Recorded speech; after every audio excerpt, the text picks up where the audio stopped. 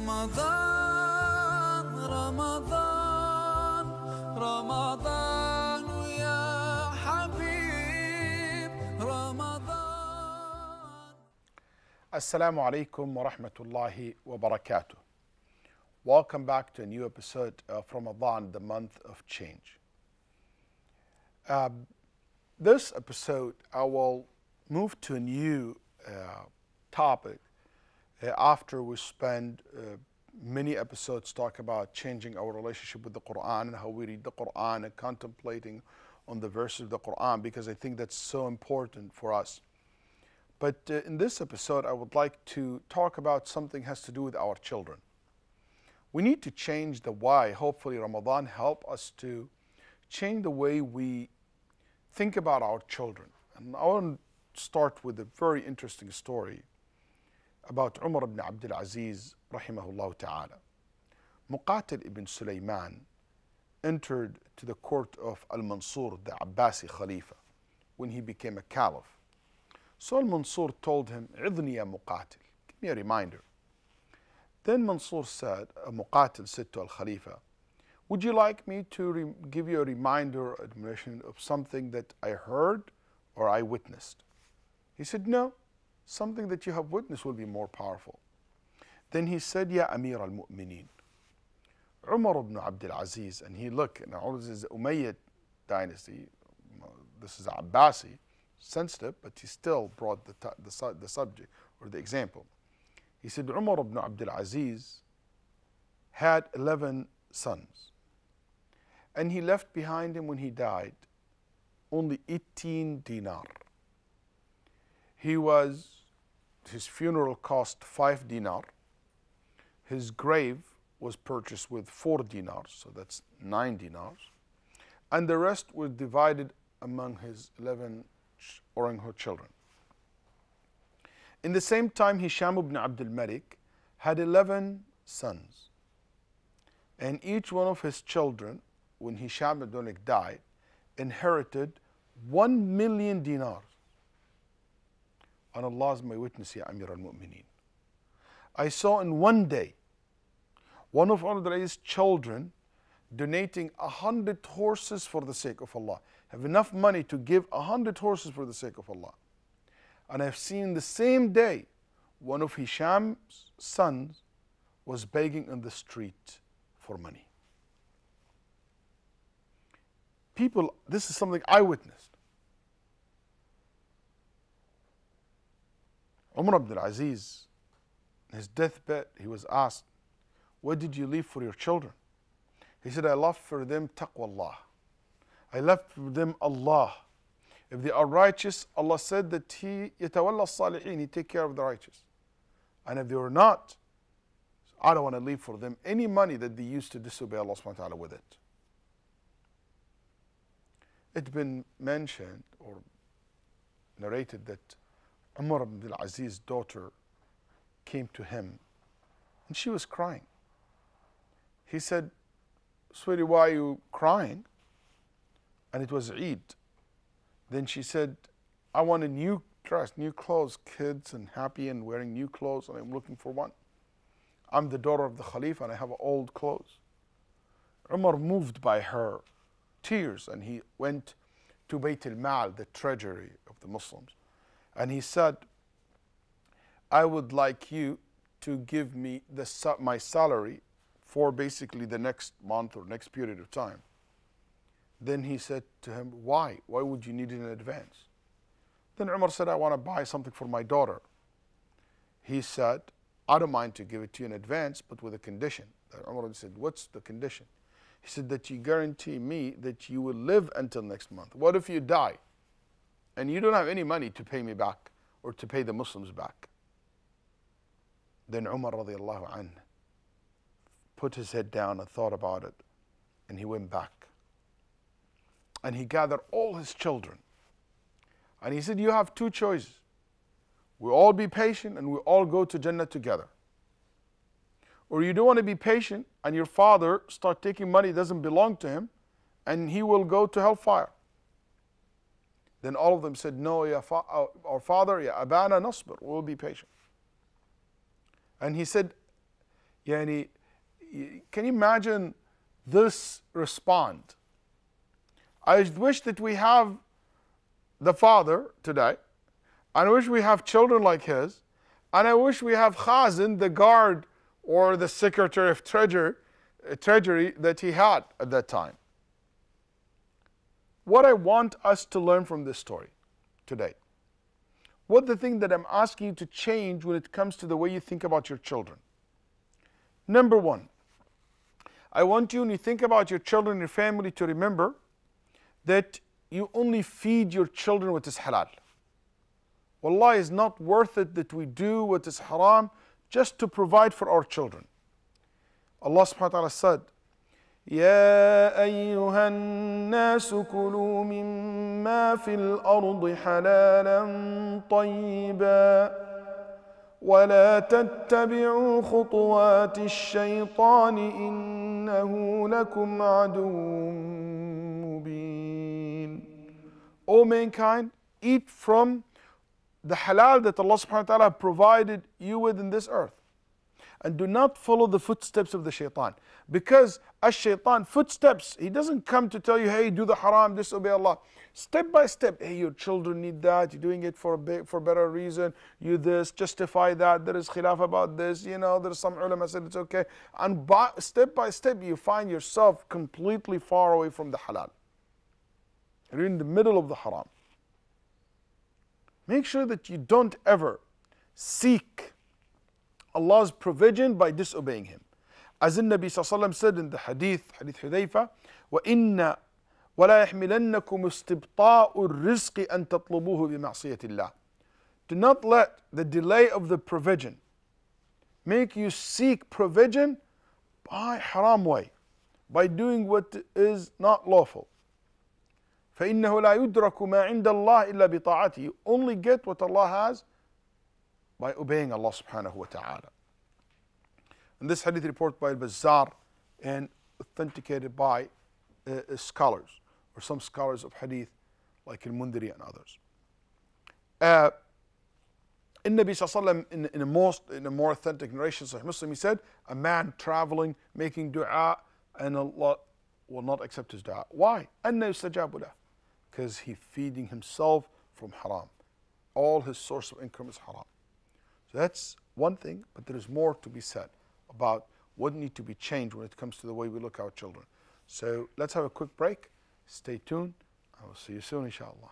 Ramadan, Ramadan, Ramadan, ya Habib. Ramadan, Ramadan, Ramadan, Ramadan, ya Habib. Ramadan. Assalamu alaikum wa rahmatullahi wa barakatuh. Welcome back to a new episode of your program, Ramadan is the Month of Change. I was talking about the story of Umar Abdul Aziz and what he left behind for his children, and how he cared about only providing his children with halal, and how it's so important for us as well that when we think about our children or kids, that we become a role model for them, that we don't ever do the haram to provide for our children. We only provide for them what is halal. We want them to be risen by with the halal provision, not suht, not haram wealth. There is no barakah in such wealth, and it's not worth it that you go to hellfire for that. One of the things that I really would like to say, that a lot of people work so hard, and really appreciate and respect every hardworking father and mother who trying to provide for their children and to make sure that they are living a very comfortable life and to secure their future financially. I understand that. And Nabi Sallallahu Alaihi Wasallam said it's much better to leave your children wealthy than to leave them poor, asking people and begging people for help. Absolutely. But so many times I found that we think that money is what's going to make our children safe. And money is what our children need the most. Sometimes we think that it's all about wealth, it's about money. And in the process of seeking this money, we lose things which is much important or more important than money. وَلْيَخْشَى الَّذِينَ لَوْ تَرَكُوا مِنْ خَلْفِهِمْ ذُرِّيَّةً ضِعَافًا خَافُوا عَلَيْهِمْ فَلْيَتَّقُوا اللَّهَ وَلْيَقُولُوا قَوْلًا سَدِيدًا. Those who would leave behind them weak offsprings, weak children, weak in their religion, weak in their iman, weak in their manners, weak in their understanding of the religion. What's the point if you leave behind you a lot of money, but you did not leave behind you children who knows how to deal with life, don't know the value of the akhirah, don't know the value of Jannah, don't fear hellfire, don't respect Allah? What you gain if you make them respect money, but they don't respect the rules of Sharia and Islam? Sometimes we think that this is the most important thing, that to have a good schools and make sure to provide them. Yes, that's important. But you know what's more important than that is to make sure that they will be safe as well in the akhirah. You know, they said this boat had 3 guys in it. And basically the guy who owned the boat, and he's a simple fisherman. And with him, 2 guys so arrogant. One of them said, I have a PhD in physics and I'm smart and did this and that. The other guy said that he is, so the first one is an inventor and very high educated. The other one, very rich, very smart, very successful businessman. And they start showing off in front of that simple fisherman who owned the boat, who took them in a fishing trip. But guess what? A hole happened in the boat and the boat starts sinking. So the fisherman starts swimming toward the shore, looked back, and he found the physicist and the businessman sinking. What happened? They said, we don't know how to swim. Let their degrees and their wealth benefit them at that point. Didn't help them at that point. The simple fisherman survived and they didn't. What mattered the most, what make you survive in the akhirah. I'm not dismissing the importance of education. No, a'udhu billah. But what I'm saying that unfortunately when we deal with our children, we think about money as the most important thing. You know, more important than money, tell them what's the value of money. The skills that make them know how to deal with money. That's important. Make sure that you leave your children with, or you teach them from an early time, principles in life. Respect these principles. Code of ethics.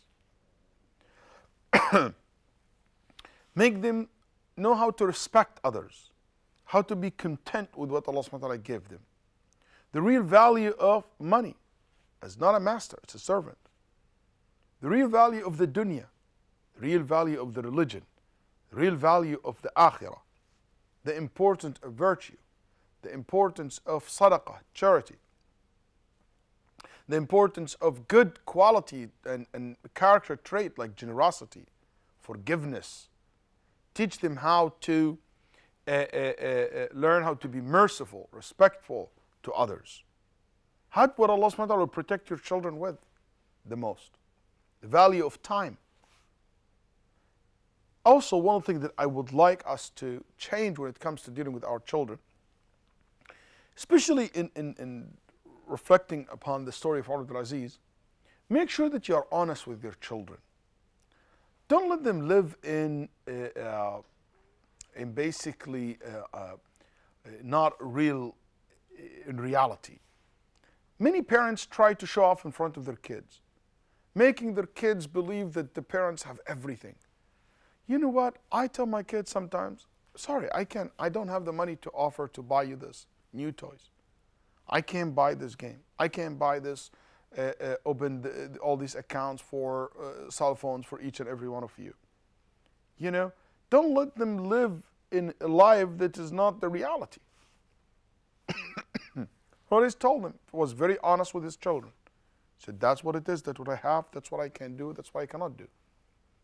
I think it's important for you to let your kids know about who you are, what are your capabilities, what are your capabilities. Be honest with your children. Be open book with your children, so they will be honest with you as well. One of the things that I want to say about children is so important when it comes to relationship with our children. I want you to learn or to know how your children spell love. Your children spell the word love T-I-M-E, time. The real meaning of love is time, spending time with your kids, with your children. It is sad that average parent or in America spend about 18 or less minutes with his children every day. And this is across the board. Unfortunately, we don't spend time. And now, when we are even sitting together in dinner, every kid's like busy with their social media and their gadget. And we don't look, parents, mother, father, they don't spend time with their kids.